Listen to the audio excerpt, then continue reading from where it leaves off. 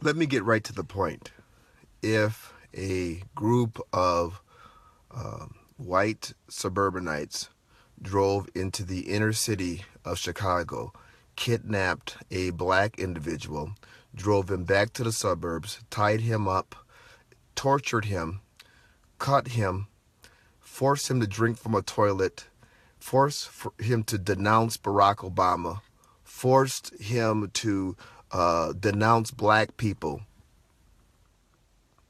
and then they released him back to his old neighborhood, and they videoed the whole thing on Facebook Live, all hell would break loose. All hell would break loose. There would be rioting on a scale that would make Ferguson and Baltimore look ridiculous.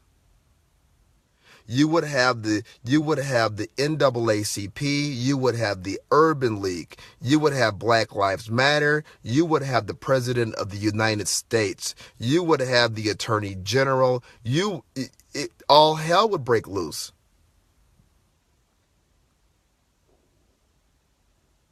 This is an indication of just how severe the double standard is. This is an example of how the only standards the left have are double standards. And it's hard to even to talk about this because of the cruelty that took place here. You have a mentally disabled individual who happened to be American of European descent. You had black people who lived in Chicago, drove to the suburb and kidnapped him, brought him back to the hood, and then tortured him. Did all of those things. Forced him to drink from a toilet. Cut him.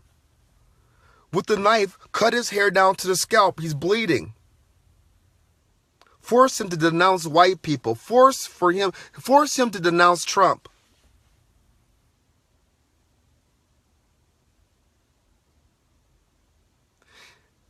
And he was mentally disabled. See, cruelty on that level to me, I can't. It's hard for me to process, and I get angry, and because I don't understand. It's evil. It's evil. So we're living in a culture we don't recognize evil. We don't recognize the demonic. We don't recognize that. Okay, fine. But we have allowed this sickness, we have allowed this double standard, we have allowed this racism just to run rampant, and now we are seeing it flowering across the country because now people have an excuse because the mainstream media has given them the excuse, because the progressive movement, the left, has given them an excuse. And they're already trying to dismiss the actions of these four jackals in Chicago. They're already making excuses. They're already backing away. Oh, we're going to investigate to see if this is a hate crime.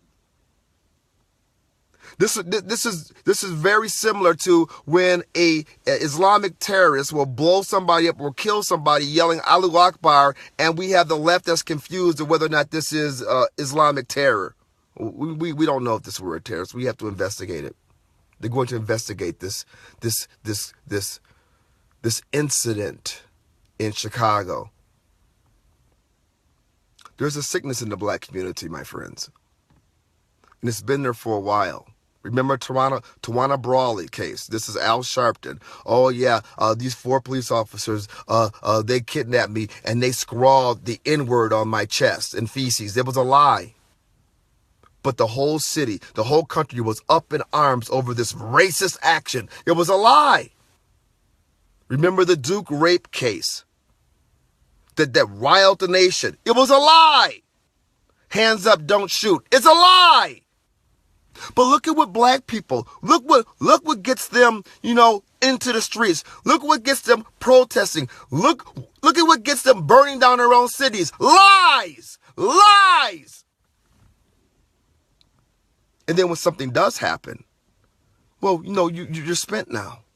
And then people get upset because they say, well, why don't white Americans take our plight seriously? Why don't they take all of this abuse seriously? Because you don't take...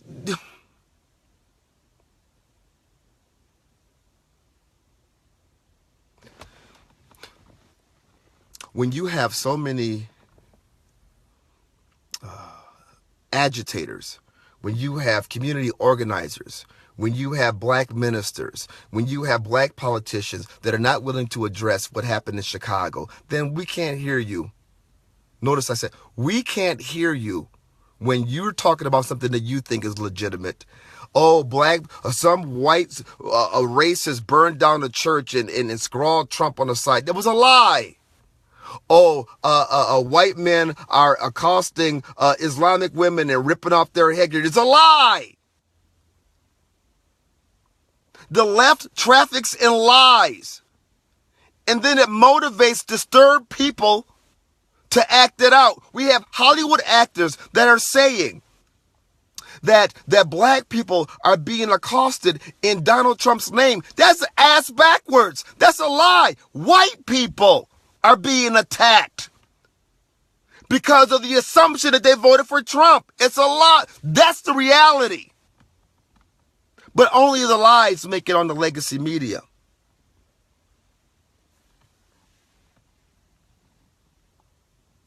There's a sickness in the black community, and it's spreading all across the nation.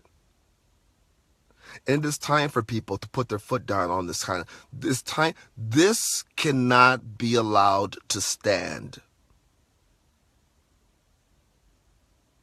And the double standard is nauseating. White guilt is the reason why there is not a more reaction to the barbaric action that took place in Chicago. And black race holding is why they're allowed to get away with it.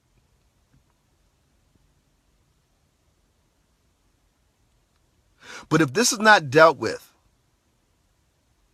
if people do not step up, it's going to rip this country apart. This sickness, this ism is going to rip our country apart.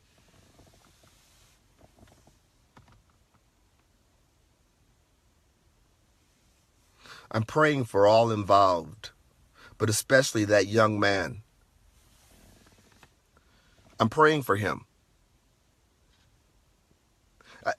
No one, there is not a situation where there's no way. This is wrong on every level. Wrong on every level. This is a further illustration of the complete, utter breakdown of the family in the black community. How else do you explain this?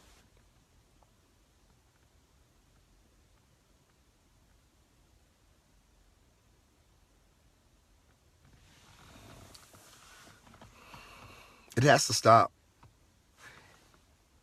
It has to be called out. Because if we don't call this out, it's just going to continue and it's going to get worse.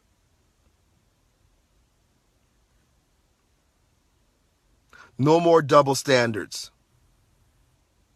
We treat everyone equally. We treat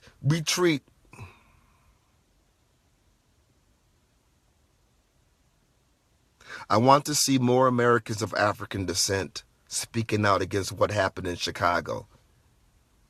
If you don't, then shut the hell up on your Black Lives Matters bullshiggity.